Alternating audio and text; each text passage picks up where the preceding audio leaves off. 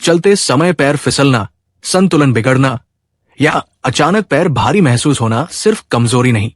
उरोलॉजिस्ट, neurologist और cardiologist एक बात पर सहमत है कि 60 की उम्र के बाद चलते समय पैर फिसलना शरीर की सबसे खतरनाक चेतावनियों में से एक है, क्योंकि ये संकेत सिर्फ पैरों से नहीं आता। वीडियो में आगे बढ़ने से पहले मैं ये कहना चाहूंगा कि 199 रुपए वाली मेरी ये ई बुक अभी सिर्फ 47 रुपए में मिल रही है, लेकिन ये ऑफर सिर्फ पहले 100 लोगों के लिए है। अगर आपके पैर जवाब दे रहे हैं तो देरी मत कीजिए, डिस्क्रिप्शन में लिंक है, एक बार डाउनलोड कीजिए, बार बार आराम पाइए। अब वीडियो में आगे बढ़ते हैं। ये दिमाग, नसों और दिल तीनों की मिलकर भेजी हुई पुकार होती है, और अगर इसे समय पर न समझा गया तो यही छोटी गलती आगे चलकर स्ट्रोक, पैरालिसिस या गिरकर चोट लगने जैसी स्थिति बना सकती है। पूरी बात ध्यान से सुनिए, क्योंकि आगे आपको पता चलेगा कि पैर फिसलने का असली कारण कहां छिपा रहता है, कौन सा संकेत बताता है कि खतरा बढ़ चुका है और कौन सा छोटा बदलाव आपके दिमाग की नसों को तुरंत शांत कर देता है। सबसे पहला सच, पैर फिसलना असल में दिमाग के संकेत देर से पहुंचने का परिणाम है। 60 की उम्र के बाद दिमाग और पैरों की नसों के बीच का संचार धीमा होने लगता है। जब दिमाग पैर को आगे बढ़ाने का आदेश देता है तो नसें उसे कुछ मिलीसेकंड देर से पकड़ती है। यही देरी फिसलने, लड़खड़ाने या पैर एक जगह अटक जाने का कारण बनती है। विशेषज्ञ बताते हैं कि यही देरी स्ट्रोक का शुरुआती संकेत हो सकती है, क्योंकि जब दिमाग की रक्तनलिकाएं हल्की जाम होने लगती हैं तो सिग्नल्स धीमे पड़ जाते हैं। ये वो समय है जब खून दिमाग के उस हिस्से तक पूरा नहीं पहुंच रहा जो संतुलन को नियंत्रित करता है। दूसरा बड़ा संकेत, चलते समय एक पैर दूसरे की तुलना में हल्का कमजोर महसूस होना। अक्सर बुजुर्ग कहते हैं कि एक पैर फिसलता है या एक पैर घसीटता हुआ लगता है। ये असमानता दिमाग के मोटर कंट्रोल में गड़बड़ी का संकेत है। अगर ये लक्षण अचानक दिखाई दे तो ये दिमाग में सूजन, रक्त प्रवाह कम होने या किसी छोटी क्लॉट बनने की शुरुआत का संकेत हो सकता है। न्यूरोलॉजिस्ट बताते हैं कि स्ट्रोक से पहले कंपकंपी नहीं, बल्कि ऐसे सटल संकेत मिलते हैं जिन्हें लोग नजरअंदाज कर देते हैं। तीसरा संकेत, चलते समय अचानक चक्कर जैसा महसूस होना। अगर पैर फिसले और उसके साथ सिर हल्का लगे तो ये खतरनाक है। ये दिमाग में ऑक्सीजन की कमी का संकेत है। 60 के बाद दिल उतनी ताकत से खून नहीं भेज पाता जितना पहले भेजता था। ये कमी संतुलन के केंद्र पर सीधा असर डालती है। चक्कर के साथ पैर फिसलना कई बार ट्रांसिएंट इस्कीमिक अटैक यानी छोटा स्ट्रोक भी हो सकता है। ये छोटा स्ट्रोक शरीर को तुरंत नहीं गिराता, लेकिन ये भविष्य में बड़ी घटना का संकेत जरूर देता है।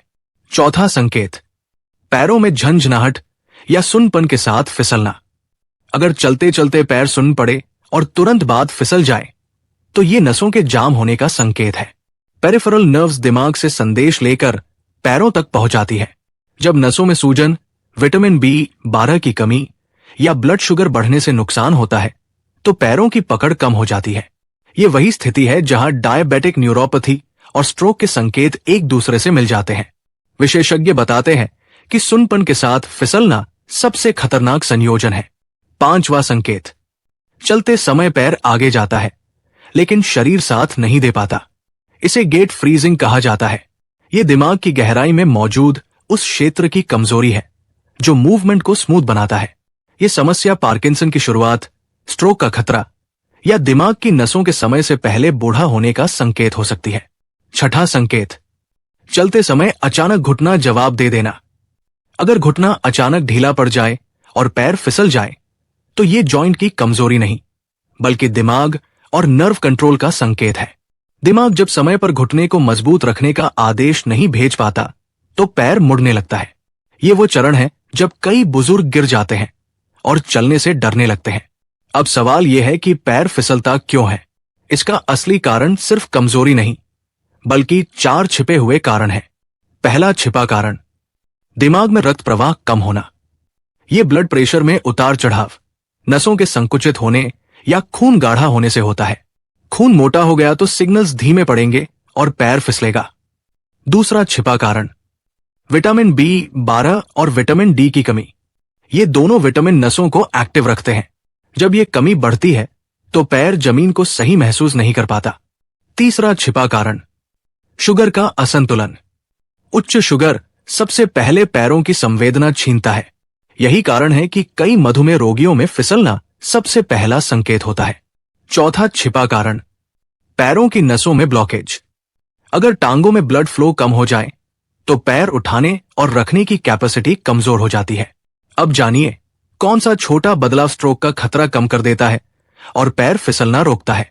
सबसे शक्तिशाली बदलाव, सुबह उठते ही 5 मिनट तक टखनों को घुमाना और पैरों की उंगलियों को ऊपर नीचे करना। यह व्यायाम दिमाग और पैरों की नसों को तुरंत एक्टिवेट कर देता है। सिर्फ 7 दिनों में संतुलन बेहतर होने लगता है और फिसलने की घटना कम हो जाती है। दूसरा बदलाव, रोजाना 20 मिनट तेज चाल। इससे दिमाग में खून का प्रवाह बढ़ता है और पैर सिग्नल्स जल्दी पकड़ते हैं। तीसरा बदलाव, दिन में 2 बार गहरा सांस लेना। यह दिमाग को ऑक्सीजन देता है और चक्कर की संभावना कम करता है। चौथा बदलाव, विटामिन बी 12, डी और मैग्नीशियम का सेवन बढ़ाना। ये नसों की मरम्मत करते हैं और सिग्नल्स को तेज बनाते हैं। पांचवा बदलाव, पानी की कमी न होने देना। डिहाइड्रेशन खून को गाढ़ा बनाता है जिससे सिग्नल्स धीमे पड़ जाते हैं। छठा बदलाव, शुगर कम करना। उच्च शुगर नर्व डैमेज बढ़ाती है जिससे फिसलने की समस्या शुरू होती है। और हां, डिस्क्रिप्शन में दिए गए लिंक से मेरी ई पुस्तक खरीदना न भूलें। अब आखिरी और सबसे महत्वपूर्ण बात, चलते समय पैर फिसलना सिर्फ कमजोरी नहीं बल्कि दिमाग की नसों की धीमी चेतावनी है। अगर इसे समय पर समझ लिया जाए तो स्ट्रोक जैसी बड़ी समस्याएं टाली जा सकती है। और अगर आप आज से ये छोटे बदलाव शुरू कर दें तो आपकी चाल मजबूत होगी, संतुलन स्थिर होगा और पैर फिसलने की समस्या धीरे धीरे खत्म होने लगेगी।